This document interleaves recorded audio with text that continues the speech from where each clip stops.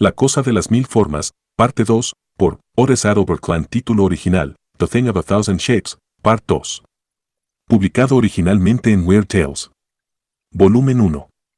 Número 2, abril de 1923. La tormenta fue cediendo poco a poco, hasta extinguirse por completo, dejando tras de sí una calma sepulcral. Pasó una hora sin novedad, para mi inestimable alivio. Creí que los extraños fenómenos se habían disipado junto con la tormenta. Ese pensamiento me reconfortó. El sopor me venció y pronto caí en el sueño. Mas mi descanso se vio turbado por sueños inquietos. Me parecía caminar en un vasto bosque primigenio. Los árboles y la vegetación que me rodeaban eran nuevos y extraños. Helechos descomunales, algunos de más de 15 metros de altura, crecían en profusa abundancia. Bajo mis pies se extendía una mullida alfombra de musgo. Por doquier se alzaban hongos gigantescos, colosales setas y champiñones de formas y tonalidades diversas. En mi mano llevaba una enorme masa nudosa, y mi única prenda de vestir parecía ser una piel de tigre ceñida a la cintura, que caía hasta la mitad de mis rodillas. Una criatura extraña, mitad rinoceronte, mitad caballo, cruzó mi camino.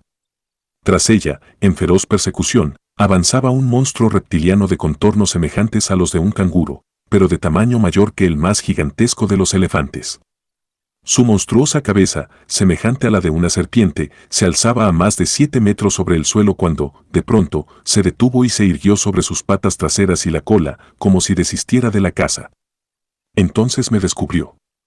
Rápido como un relámpago, me volví y eché a correr, esquivando de un lado a otro, hundiéndome en el blando musgo, tropezando con las enredadas lianas y derribando de vez en cuando alguna seta gigantesca.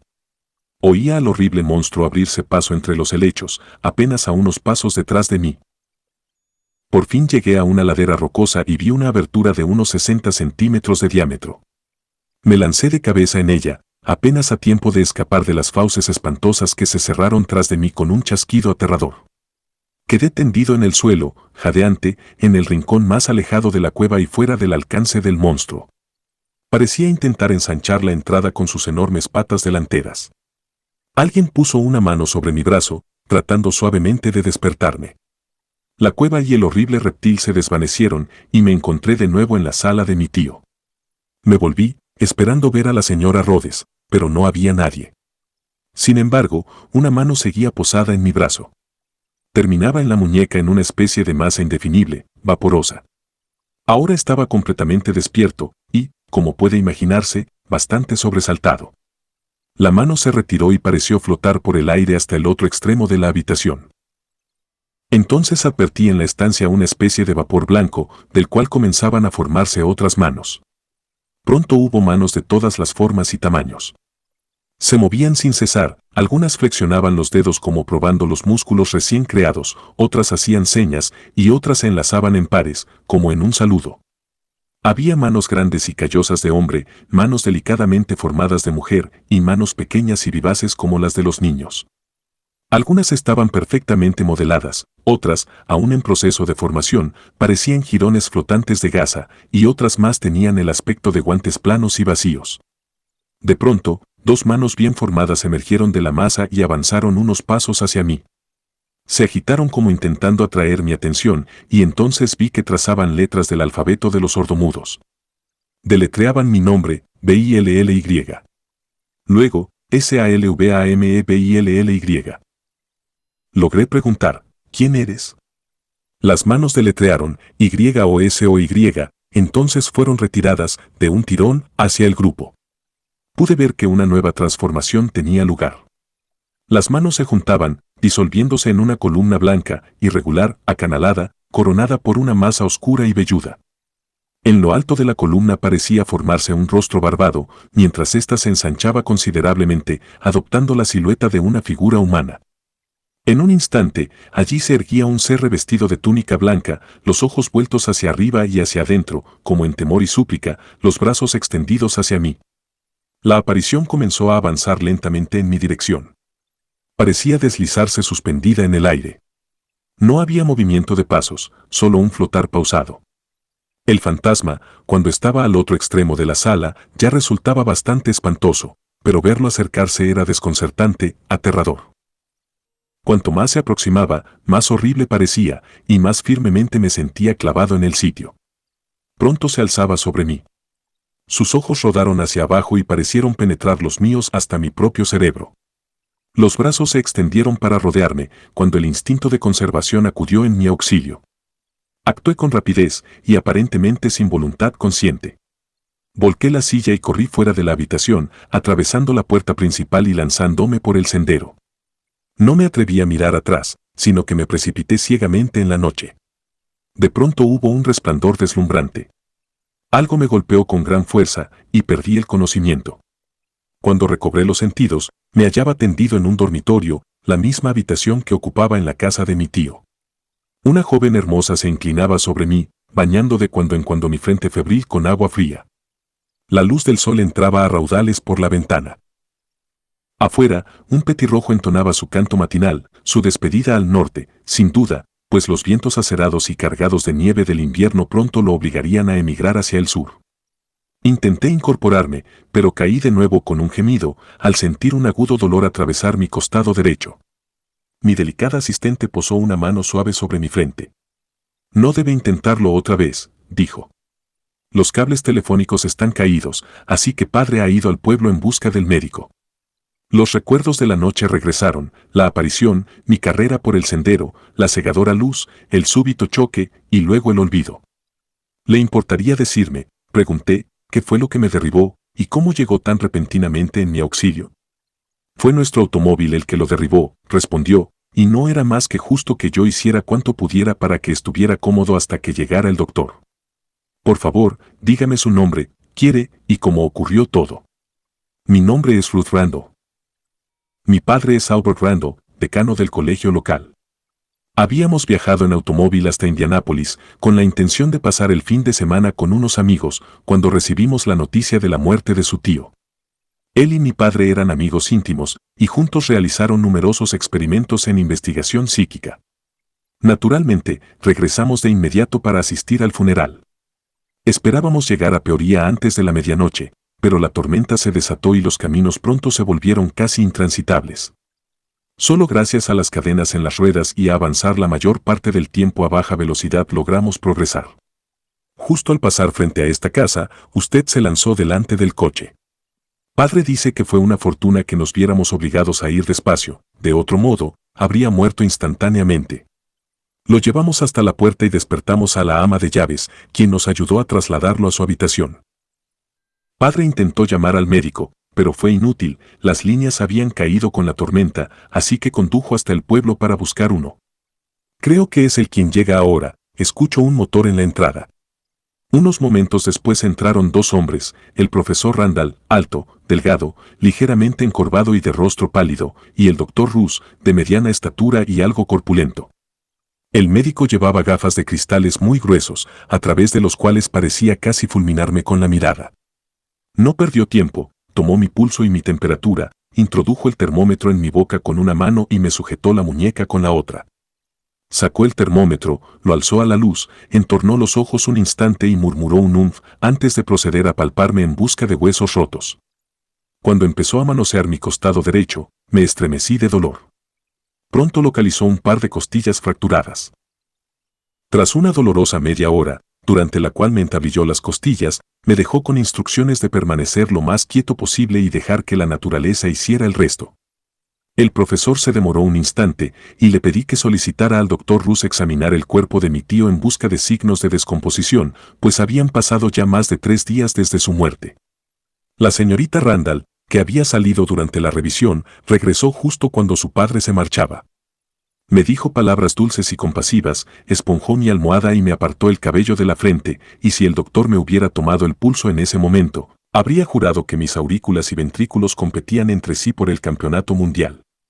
Después de todo, pensé, que a uno le rompan las costillas no es una experiencia tan desagradable. Entonces entró su padre, y mis pensamientos se encauzaron hacia nuevos derroteros. El doctor Roos ha hecho un examen minucioso, dijo, y no ha encontrado absolutamente ningún signo de descomposición en el cuerpo de su tío. Confiesa abiertamente que esta condición lo desconcierta y que se trata de un caso completamente ajeno a su experiencia previa. Afirma que, por el estado del cadáver, habría supuesto que la muerte ocurrió apenas unas horas atrás. Si puede dedicarme el tiempo, respondí, y si no es pedir demasiado, me gustaría que pasara el día conmigo. Tengo mucho que contarle, y han sucedido cosas extrañas sobre las cuales necesito con urgencia su consejo y ayuda. Joe Severs puede llevar al doctor de regreso a casa. El profesor accedió amablemente a quedarse, y su hija bajó a buscar a Joe y su destartalado coche. Las cosas que estoy a punto de contarle, comencé, pueden parecer visiones de un fumador de opio o las alucinaciones de una mente trastornada. De hecho, me han hecho dudar incluso de mi propia cordura. Sin embargo, debo contarlas a alguien, y como usted es un viejo y estimado amigo de mi tío, siento que, acepte o no mi relato como verídico, será un oyente comprensivo y podrá ofrecer alguna explicación, si es que es posible explicar sucesos tan singulares. Entonces relaté con detalle todo lo ocurrido desde mi llegada a la granja hasta el momento en que me lancé de cabeza frente a su automóvil. Me escuchó con atención, aunque no pude discernir si creía mi narración o no. Cuando terminé, me hizo muchas preguntas sobre los diversos fenómenos que había presenciado y mostró particular interés cuando le hablé de la desaparición del murciélago. Me preguntó dónde se hallaba el libro con el que había despachado a la criatura, y enseguida bajó a buscarlo, trayéndolo de vuelta un momento después. Todavía se distinguía débilmente una mancha blanca y seca en la cubierta. La examinó con cuidado mediante un microscopio de bolsillo y luego dijo, debo colocar esta sustancia bajo un microscopio compuesto y también someterla a pruebas químicas en mi laboratorio. Puede ser la clave para explicar todos los fenómenos que ha presenciado. Esta tarde regresaré a casa y haré un examen exhaustivo de esta muestra. Me alegraría mucho, respondí, tener siquiera una ligera explicación de estos misterios. Usted sabe, sin duda, dijo, que no existen vampiros ni murciélagos semejantes en esta parte del mundo. El único murciélago vampiro verdadero se encuentra en Sudamérica, aunque existe un tipo de murciélago frugívoro que se le asemeja ligeramente y habita en la costa sudeste de Asia y el archipiélago malayo, y que a veces se llama erróneamente vampiro o espectro. Usted ha descrito con detalle una criatura muy semejante al auténtico murciélago vampiro, pero es probable que lo que vio no fuera un murciélago en absoluto. Que fue realmente, me reservo a decirlo hasta haber examinado la sustancia en la cubierta de este libro. Bueno, sea lo que fuere, estoy seguro de que no era un vampiro real, como dice Glitch, repliqué. No me gusta esa historia del vampiro que está difundiendo Glitch, dijo el profesor. Puede traer problemas. Resulta sorprendente encontrar supersticiones tan burdas en estos tiempos modernos. En ese momento se oyó un golpe en mi puerta. Llamé, adelante, y entró Joe Severs. Bueno, Joe, ¿lograste llevar al doctor a casa sin que se le aflojara ningún diente? Pregunté. Sí, señor, lo llevé bien, respondió, pero no es eso lo que vengo a contarle. Se está gestando un buen lío por estos rumbos y pensé que debía avisarle. Hay enfermos en casi todas las familias del vecindario, y dicen que el señor Braddock es la causa. Ahora mismo están celebrando una reunión de indignación en la escuela. Esto es realmente grave, dijo el profesor. ¿Sabe qué piensan hacer al respecto? No podría decirlo, pero seguro que están bien enojados, replicó yo. En ese instante entró la señora Rhodes con mi almuerzo y anunció al profesor que la señorita Ruth lo esperaba en el comedor de abajo, por lo que pidió disculpas y se retiró. Yo salió murmurando algo sobre tener que dar de comer a los caballos, y quedé solo para disfrutar de una comida muy sabrosa. Capítulo cuarto. Media hora más tarde, el ama de llaves entró para retirar los platos, y la señorita Randall me trajo un enorme ramo de margaritas otoñales. Padre ha ido al pueblo para analizar una muestra de no sé qué cosa que ha encontrado, dijo, y mientras tanto haré lo posible por hacerle pasar las horas agradablemente. ¿Qué quiere que haga? ¿Quiere que le lea? Por supuesto, respondí. Lea o hable, o haga lo que guste. Le aseguro que no soy difícil de entretener. Creo que leeré, decidió. ¿Qué prefiere? ¿Ficción, historia, mitología, filosofía? O quizá, añadió, prefiere poesía. Dejaré la elección enteramente en sus manos, dije. Lea lo que le interese, y yo me interesaré también. No esté tan seguro de eso, replicó, y bajó a la biblioteca de mi tío. Regresó unos momentos después con varios volúmenes. De un libro de poemas de Scott eligió Rokeby, y pronto nos vimos transportados, como en una alfombra mágica, al Yorkshire medieval, con sus castillos rodeados de fosos, sus densos bosques, arroyos centelleantes, riscos escarpados y valles encantados. Había terminado el poema, y conversábamos alegremente, cuando entró la señora Rhodes. Un niño pequeño ha traído esta nota para usted, señor, dijo, entregándome un sobresellado. Lo abrí descuidadamente y leí. Señor William Ansley. Muy señor mío, debido al hecho de que al menos un miembro de casi todas las familias de esta comunidad ha sido atacado por una extraña dolencia, en algunos casos fatal, desde la muerte de James Braddock, y en vista de la evidencia innegable de que el cadáver del mencionado se ha convertido en vampiro, probado por ciertos sucesos que usted, en compañía de dos vecinos respetables y veraces, presenció, se celebró hoy una reunión de indignación, a la que asistieron más de un centenar de residentes, con el propósito de discutir los medios de combatir esta terrible amenaza para la comunidad. La tradición nos dice que existen dos métodos eficaces para deshacerse de un vampiro. Uno es quemar el cadáver del culpable, el otro, enterrarlo con una estaca atravesando el corazón. Hemos decidido optar por este último, por ser más sencillo y fácil de llevar a cabo. Por lo tanto, se le ordena trasladar el cadáver al pinar situado a medio kilómetro de la carretera, en la granja de su tío, donde encontrará una fosa ya abierta y 6 hombres que se encargarán de que el cuerpo sea debidamente sepultado. Tiene hasta las 8 de esta noche para cumplir estas instrucciones. Negarse a obedecer no le servirá de nada. Si no trae el cuerpo, iremos a buscarlo. Si ofrece resistencia, lo hará bajo su propio riesgo, pues estamos armados y hablamos en serio. Asterisco el comité. Pede no intente llamar por teléfono ni enviar un mensajero en busca de ayuda. Sus líneas están fuera de servicio y la casa está rodeada por centinelas armados. Tal como había predicho el profesor, aquello representaba en verdad un giro sumamente grave de los acontecimientos. Me volví hacia la señora Rhodes. ¿Dónde está el portador de esta carta? Pregunté. ¿Esperó alguna respuesta? Me la entregó un niño pequeño, respondió. Dijo que, si usted deseaba contestar, pusiera su carta en el buzón y sería entregada a la persona indicada. Había un automóvil cerrado esperándolo frente a la casa, y el muchacho corrió hacia él y se marchó a gran velocidad. Debo vestirme y bajar de inmediato, dije. No debe hacer tal cosa, replicó la señorita Randall.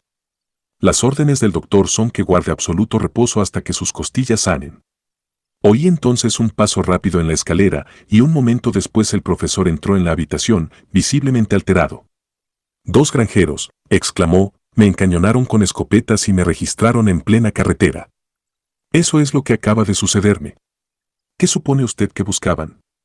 Pregunté. No lo dejaron claro en ningún momento, y no se llevaron nada, así que no puedo explicar su conducta. Simplemente me detuvieron, me palparon los bolsillos y registraron el coche. Luego me dijeron que siguiera adelante. Quizá esto arroje algo de luz sobre sus motivos, dije, entregándole la carta.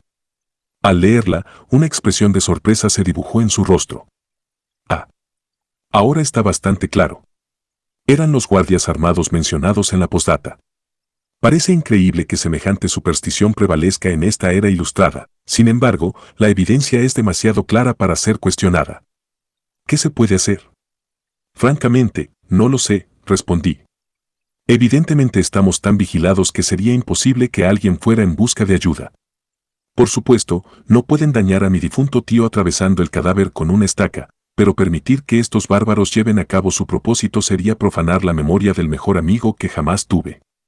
¿Qué piensan hacer? Preguntó alarmada la señorita Randall. Le entregué la carta. La leyó apresuradamente y luego corrió escaleras abajo para comprobar si el teléfono funcionaba.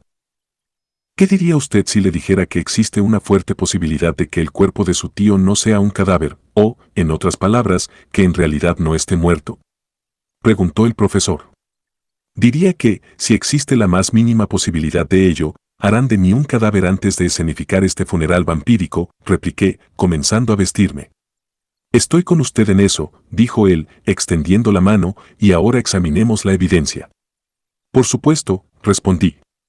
Según la creencia de la mayoría de los psicólogos modernos, comenzó, todo ser humano está dotado de 2 mentes. Una suele llamarse objetiva, o consciente, la otra, subjetiva, o subconsciente. Algunos la denominan conciencia subliminal. La primera gobierna nuestras horas de vigilia, la segunda domina cuando dormimos. Usted, sin duda, está familiarizado con las funciones y poderes de la mente objetiva, así que no las discutiremos. Los poderes de la mente subjetiva, que no son generalmente conocidos ni reconocidos, son los que más nos conciernen en este caso. Mi convicción de que su tío no está realmente muerto comenzó cuando escuché por primera vez su relato. Más tarde se vio corroborada por dos hechos significativos. Tomaré los diversos puntos en su orden lógico y usted mismo podrá juzgar si mi hipótesis está o no plenamente justificada. Primero, al verlo tendido en el ataúd, usted exclamó involuntariamente, no está muerto, solo duerme. Esta afirmación aparentemente absurda, sin fundamento en evidencia objetiva, fue sin duda impulsada por su mente subjetiva. Uno de los poderes más conocidos de la mente subjetiva es la telepatía, la comunicación de pensamientos o ideas de una mente a otra sin empleo de medios físicos. Este mensaje, al parecer, fue impreso con tanta fuerza en su mente subjetiva que lo pronunció en voz alta, automáticamente, casi sin la conciencia subjetiva de estar hablando. Suponiendo que se tratara de un mensaje telepático, necesariamente debió haber sido proyectado por otra mente. No podemos, entonces, suponer razonablemente que el mensaje provino de la mente subjetiva de su tío. Luego, el segundo mensaje. ¿No fue claramente de alguien que lo conocía íntimamente, alguien en extrema necesidad? Recordará que, justo antes de quedarse dormido, le pareció escuchar las palabras, Billy. Sálvame, Billy. Y ahora, en cuanto a los fenómenos, debo confesar que al principio tuve ciertas dudas. No porque cuestionara en lo más mínimo su veracidad, pues ningún hombre se arroja ciegamente frente a un automóvil en marcha sin causa suficiente, sino porque las visiones que presenció eran tan sorprendentes e inusuales que estaba seguro de que debían ser alucinaciones. Sin embargo, al reflexionar, concluí que sería extraordinario que usted y otros dos hombres tuvieran las mismas alucinaciones. Era, por lo tanto, evidente que habían presenciado fenómenos genuinos de materialización. La clave de toda la situación, sin embargo, residía en la aparentemente insignificante mancha sobre la cubierta del libro. Hace 2 años, su tío expuso una teoría según la cual los fenómenos de materialización eran producidos por una sustancia que él denominó psicoplasma. Tras escuchar su argumento, quedé convencido de que tenía razón. Desde entonces hemos asistido a numerosas sesiones de materialización con el objeto de obtener una muestra de ese esquivo material para su examen. Siempre desaparece instantáneamente cuando se le expone a una luz intensa o cuando el médium se sobresalta o se alarma, y nuestros esfuerzos en ese sentido han sido infructuosos. No hace falta decir que, cuando usted escribió el depósito dejado en el libro por el murciélago fantasmático, me sentí intensamente interesado. El examen microscópico y el análisis muestran que esta sustancia es algo completamente distinto de todo lo que he encontrado antes. Aunque indudablemente es orgánica, resulta notablemente diferente en estructura y composición de cualquier cosa previamente clasificada por biólogos o químicos. En resumen, estoy convencido de que se trata de esa sustancia que tanto tiempo nos ha eludido, el psicoplasma. Sin duda se preguntará qué relación tiene esto con la cuestión que discutimos, es decir, si su tío aún vive. Hasta donde sabemos, el psicoplasma solo es producido por o a través de personas vivas, y en casi todos los casos ocurre únicamente cuando el individuo que actúa como médium se encuentra en estado de catalepsia o animación suspendida. Como la mayoría de las manifestaciones tuvieron lugar en la habitación donde yacía el cuerpo de su tío, y siendo él el único en la casa que probablemente se hallara en tal estado, supongo que el alma de su tío aún habita su cuerpo. El punto final, y de ninguna manera el menos importante, es que, pese al tiempo transcurrido desde su supuesta muerte, pese al hecho de que el cuerpo ha permanecido en una habitación cálida, sin refrigeración ni fluidos de embalsamamiento, el cadáver de su tío no muestra absolutamente ningún signo de descomposición. ¿Pero cómo es posible, pregunté, que una persona en estado cataléptico simule la muerte tan completamente como para engañar a los médicos más competentes? ¿Cómo es posible tal cosa? No puedo explicarlo más de lo que puedo decirle cómo se genera el psicoplasma. Los prodigiosos poderes de la entidad subjetiva son verdaderamente asombrosos. Solo podemos atenernos a los hechos tal como los encontramos.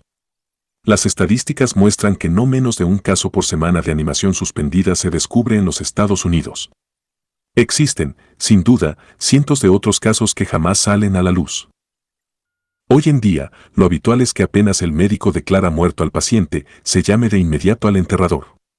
Y, como es natural, cuando las arterias han sido vaciadas y el fluido de embalsamamiento inyectado, no queda absolutamente ninguna posibilidad de que el paciente vuelva a la vida. Juntos bajamos las escaleras y entramos en la habitación donde yacía el tío Jem. Observamos con cuidado, minuciosamente, en busca de algún signo de vida, pero ninguno era evidente.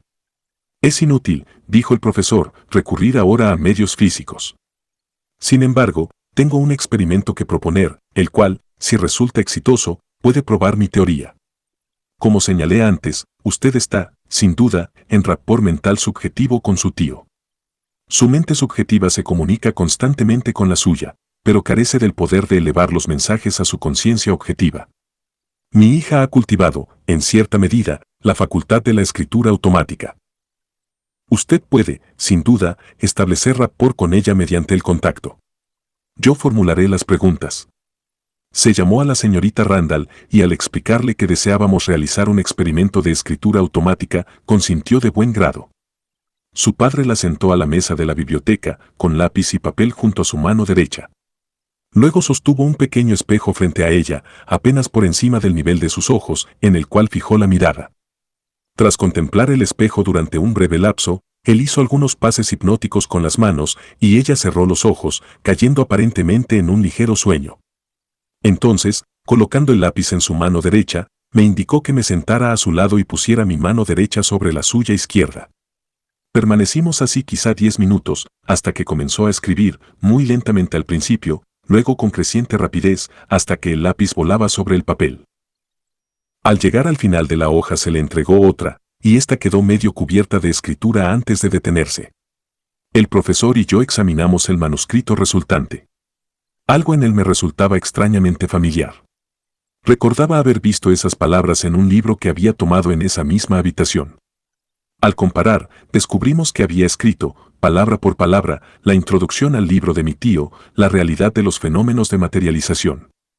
Ahora haremos algunas preguntas, dijo el profesor. Tomó lápiz y papel y registró sus preguntas, cuyas respuestas fueron escritas por su hija. Las he copiado literalmente y las presento a continuación. P. ¿Quién eres tú que escribes? R. Ruth. P. ¿Por dirección de quién escribes? R. L. P. ¿Quién dirige a Billy para que te indique escribir así? R. El tío Jem. P. ¿Cómo hemos de saber qué es el tío Jem? R. El tío Jem dará prueba. P. Si el tío Jem nos dice algo que él sabe y nosotros no, pero que podamos comprobar, habrá dado prueba suficiente. ¿Qué puede decirnos el tío Jem? R. Retiren el tercer libro del estante superior, contando desde la izquierda. Sacudan el libro y caerá una hoja de arce prensada. El profesor lo retiró y lo sacudió como se indicó, y una hoja de arce prensada cayó al suelo. P. ¿Qué otra prueba puede dar el tío Jem? R. Tomen la llave de la pequeña urna sobre la repisa. Abran el escritorio del rincón y saquen un pequeño libro de cuentas. Vayan a la página 60 y encontrarán el registro de la Peoria Grain Company. La cuenta fue saldada el 1 de octubre con un cheque de $1,248,63. De nuevo el profesor hizo lo indicado, y otra vez la declaración escrita quedó corroborada. P. La prueba es amplia y convincente. ¿Dirá el tío Jem dónde se encuentra en este momento? R. Aquí, en la habitación. P. ¿Qué medios debemos emplear para despertarlo? R. El tío Jem se está recuperando. No desea ser despertado. P. Pero queremos que el tío Jem despierte algún día. ¿Qué debemos hacer? R. Dejen al tío Jem tranquilo y despertará naturalmente cuando llegue el momento. El profesor formuló varias preguntas más, a las cuales no hubo respuesta, de modo que dimos por terminada la sesión. La señorita Randall fue despertada mediante su gestión. Ahora tenemos pruebas concluyentes de que su tío está vivo y en estado cataléptico, dijo el profesor. ¿No hay manera de despertarlo? Pregunté. Lo mejor es dejar que despierte por sí mismo, tal como nos indicó en el mensaje telepático. Está, según sus propias palabras, recuperándose de su enfermedad y no debe ser perturbado. Quizá usted ignore que la catalepsia, aunque muchos la consideran una enfermedad, en realidad no lo es. Si bien se la conoce como síntoma de ciertos trastornos nerviosos, Puede acompañar cualquier forma de dolencia, o incluso ser causada por un choque mental o físico de algún tipo. También puede ser inducida en la hipnosis mediante sugestión. No piense en ella como una enfermedad, sino más bien como un sueño muy profundo, que permite al paciente el descanso tan necesario para un cuerpo y una mente sobrecargados, pues es un hecho bien conocido que, cuando la catalepsia interviene en cualquier forma de enfermedad, la muerte suele ser burlada. ¿Sería peligroso para la salud de mi tío si lo trasladáramos a su dormitorio?, pregunté. Me parece que un ataúd es un lugar bastante macabro para convalecer. De acuerdo, dijo el profesor, y no veo ningún daño en moverlo, siempre que se le manipule con suma delicadeza. Ruth, ¿quieres pedir a la señora Rhodes que prepare la habitación? El señor Ansley y yo llevaremos entonces a su tío arriba.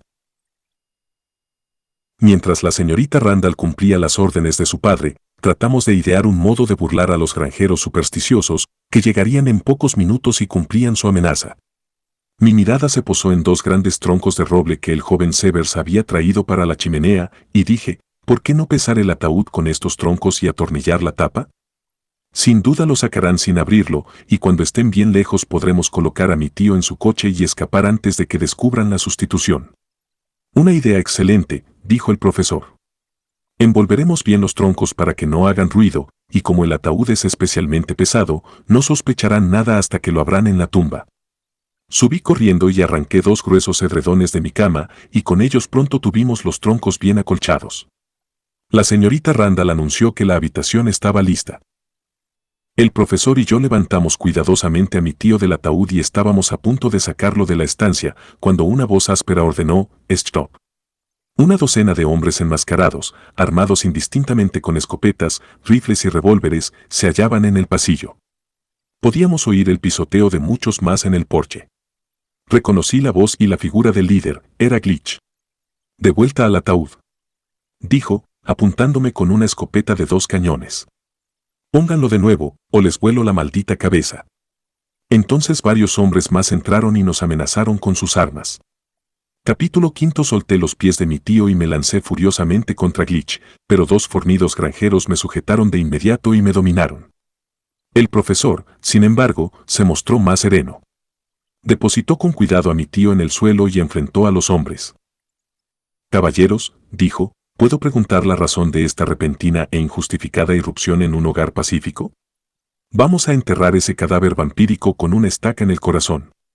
«Eso es lo que haremos», replicó Glitch. «¿Y qué harían si les dijera que este hombre no está muerto, sino vivo?», preguntó el profesor. «Vivo o muerto, será enterrado esta noche», dijo un rufián corpulento, acercándose a mi tío.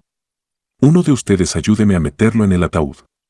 Un granjero alto y enjuto se adelantó y apoyó su escopeta contra el féretro. Entonces, entre los dos, levantaron bruscamente a mi tío y lo colocaron dentro, atornillando la tapa. Entretanto, otro había descubierto los troncos envueltos y llamó la atención de sus compañeros. «Bueno, me quedaré pasmado», exclamó.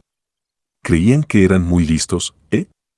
¿Qué podían engañarnos con un par de troncos? Pues por eso mismo se vienen con nosotros a la fiesta, para que no intenten más trucos». «Caballeros», dijo el profesor, ¿se dan cuenta de que cometerán un asesinato si entierran el cuerpo de este hombre? «¿Asesinato, al infierno?», exclamó uno. «Él mató a mi hijo. Chupó la sangre de mi hija», gritó otro. «Y mi hermano yace en su lecho de muerte por su culpa», vociferó un tercero. «Vamos, muchachos, es hora de irnos», dijo el rufián corpulento. «Algunos de ustedes agarren las manijas y nos iremos turnando en el camino». «Sí. Procederemos», dijo Glitch. «Borwards. Si me lo permiten, iré a tranquilizar a mi hija antes de acompañarlos», dijo el profesor. «Está muy nerviosa y podría quedar postrada de miedo si no la calmo». «Adelante, pero sea rápido», respondió el rufián. «Y no intente ninguna payasada, o le clavamos la estaca a usted también». El profesor subió apresuradamente, y al regresar un momento después, el cortejo fúnebre se puso en marcha. Afuera reinaba una oscuridad absoluta, por lo que algunos hombres llevaban faroles. Uno de ellos encabezaba la marcha. Inmediatamente detrás iban 6 hombres cargando el féretro, seguidos por el profesor y yo, con un guardia armado a cada lado. Tras nosotros venía el resto de los hombres, unos 25 en total. No había conversación, salvo en los momentos en que los portadores del féretro eran relevados por otros. Esto ocurrió varias veces, pues la carga era pesada y el camino nada fácil. Yo caminaba como en trance. Parecía que mis pies se movían automáticamente, como dirigidos por una fuerza ajena a mí. A veces pensaba que todo era una horrible pesadilla de la que pronto despertaría. Luego la terrible realidad se imponía, engendrando una pena que parecía insoportable. Repasé mentalmente las muchas bondades de mi tío. Pensé en su generoso sacrificio para que yo pudiera educarme y enfrentar el mundo, y ahora que había llegado el momento de servirle, cuando su propia vida estaba en juego, lo estaba fallando miserablemente. Exprimí mi aturdido cerebro en busca de alguna manera de burlar a los granjeros supersticiosos. Una vez pensé en arrebatarle el arma a mi guardia y enfrentar solo a la turba, pero sabía que sería inútil. Apenas lograría retrasar, no impedir, los macabros planes de esos hombres, y casi con certeza perdería la vida en el intento. Me sentía débil y desfalleciente, y mis costillas rotas me dolían sin cesar. Demasiado pronto llegamos al pinar, y nos dirigimos hacia un punto desde el cual se filtraban débilmente los rayos de un farol entre los árboles. Unos momentos más, y nos hallábamos junto a una fosa poco profunda, donde aguardaban 6 lúgubres sepultureros, enmascarados como sus compañeros. El féretro fue colocado en la tumba y se retiró la tapa. Entonces se trajo una larga y robusta estaca, afilada con hierro en la punta, y 2 hombres con pesados mazos se situaron, uno a cada lado de la fosa. Aquí surgió una discusión acerca de si sería mejor clavar la estaca a través del cuerpo y luego volver a colocar la tapa, o poner primero la tapa y después atravesar todo el ataúd con la estaca. Finalmente se decidió por este último plan, y la tapa fue repuesta, cuando todos nos sobresaltamos con un terrible grito que provenía de un matorral, quizá a unos 100 metros de distancia. Era la voz de una mujer en terror mortal. ¡Ayuda! ¡Sálvenme, sálvenme! Clamaba. ¡Oh, Dios mío, nadie va a salvarme! En un instante, todo fue confusión. La estaca y los mazos cayeron al suelo, y todos corrieron hacia el matorral. Los gritos se redoblaron a medida que nos acercábamos. Al poco vimos a una mujer corriendo entre la maleza, y tras una persecución de varios minutos la alcanzamos. Mi corazón dio un vuelco al reconocer a Ruth Randall. Ella se agachaba, como si estuviera en mortal temor de algo que parecía intentar apartar de sí, algo invisible, imperceptible para nosotros. Su hermoso cabello le caía hasta la cintura, y sus ropas estaban desgarradas y sucias. Yo fui el primero en llegar a su lado. Ruth. ¿Qué sucede? Ese murciélago enorme, ese terrible murciélago de ojos llameantes. Aléjenlo de mí. No dejen que me atrape. Por favor, por favor. Intenté calmarla en mis brazos. Ella levantó la vista, con los ojos desorbitados de terror. Ahí está, justo detrás de usted. Oh, no deje que me atrape. Por favor, no deje que me atrape. Miré hacia atrás, pero no vi nada que se pareciera a un murciélago. Los hombres armados nos rodeaban en círculo. No hay ningún murciélago detrás de mí, dije. Está alterada. No tenga miedo. Pero sí hay un murciélago. Lo veo. Está volando en círculo a nuestro alrededor. ¿No lo ve volar allí? Y describió un arco con la mano. Ustedes tienen armas. Dispárenle. Ahuyéntenlo. Glitch habló, es el vampiro otra vez. Pondremos fin a este asunto ahora mismo. Vamos, hombres. Regresamos al pinar. Yo estaba desconcertado, perplejo. Quizá, después de todo, existiera tal cosa como un vampiro. Pero no, eso no podía ser. Ella era solo víctima de unos nervios sobreexcitados. Una vez más nos hallamos junto a la tumba. 2 hombres estaban atornillando la tapa del ataúd. Los 3 con la estaca y los mazos aguardaban listos. Vi que la señorita Randall temblaba de frío, pues había salido sin abrigo, y quitándome mi chaqueta la coloqué sobre sus hombros. El profesor permanecía al pie de la fosa, mirando serenamente a los hombres. Parecía casi indiferente. La estaca fue colocada en el punto calculado para estar directamente sobre el pecho izquierdo de mi tío, y el hombre más cercano levantó su mazo para golpear. Me lancé hacia él. No golpee. Por el amor de Dios, no golpee. Grité, sujetando su brazo. Alguien me golpeó en la parte posterior de la cabeza, y fuertes brazos me arrastraron hacia atrás. Mis sentidos se nublaron mientras veía descender primero un pesado mazo, luego otro. La estaca atravesó el ataúd y se hundió profundamente en la tierra debajo, impulsada por los golpes implacables. De pronto, aparentemente desde el fondo de la tumba, surgió un gemido apagado, que se transformó en un horrible alarido desgarrador, capaz de helar la sangre. La turba permaneció un instante como paralizada y luego, al unísono, huyó precipitadamente, sin detenerse a recoger armas ni herramientas. Yo hallé un alivio momentáneo en la inconsciencia. Mis sentidos regresaron poco a poco. Caminaba, o más bien me tambaleaba como un ebrio, sostenido entre la señorita Randall y su padre, que me ayudaban a volver a la casa. El profesor llevaba un farol que uno de los hombres había dejado caer, y sombras fantásticas, oscilantes y bamboleantes se proyectaban allí donde penetraban sus rayos. Tras lo que pareció una eternidad de penoso trayecto, llegamos a la casa. La señorita Randall me ayudó a entrar en la sala principal, seguida por el profesor.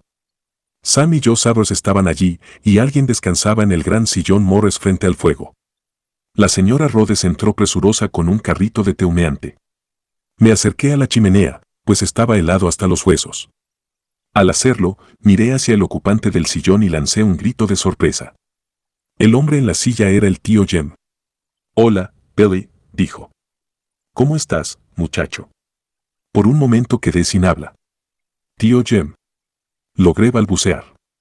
«¿Es realmente usted, o estoy soñando otra vez?» Ruth me apretó el brazo con gesto tranquilizador. «No tengas miedo.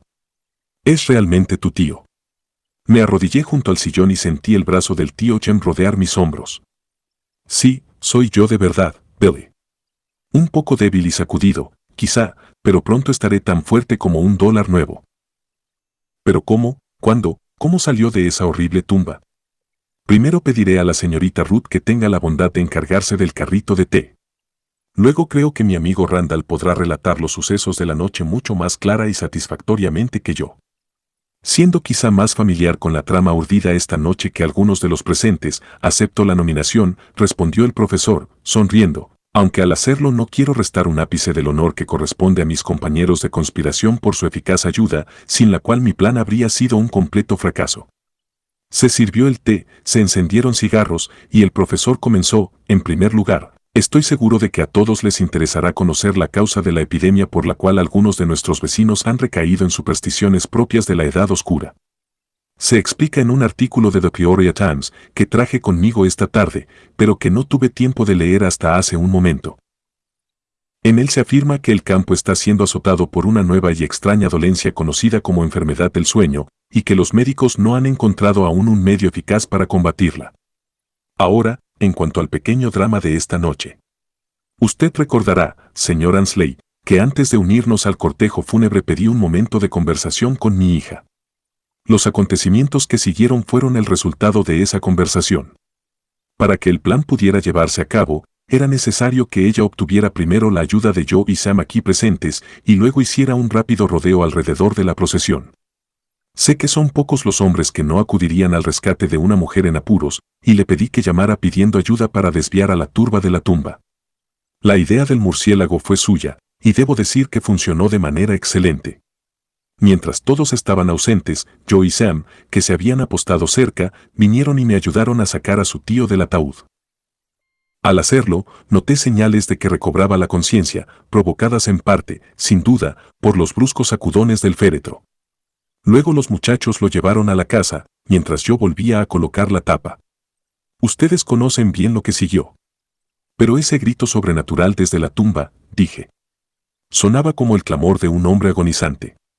Ventriloquia, respondió el profesor, nada más. Un sencillo truco que aprendí en mis días de escuela secundaria. Fui yo quien gritó. El tío Jem y yo convalecimos juntos. Cuando mis costillas se soldaron y sus fuerzas se restablecieron, se decidió que él debía ir a Florida durante el invierno y que yo me haría cargo de la granja. Dijo que mi educación y preparación me convertían en un administrador mucho más capaz que él y que el puesto debía ser mío mientras yo lo deseara. Sin embargo, retrasó su viaje hasta que cierta muchacha, que me había hecho cierta promesa, cambiara el apellido Randall por el de Ansley. Entonces nos dejó entregados a nuestra felicidad. Fin.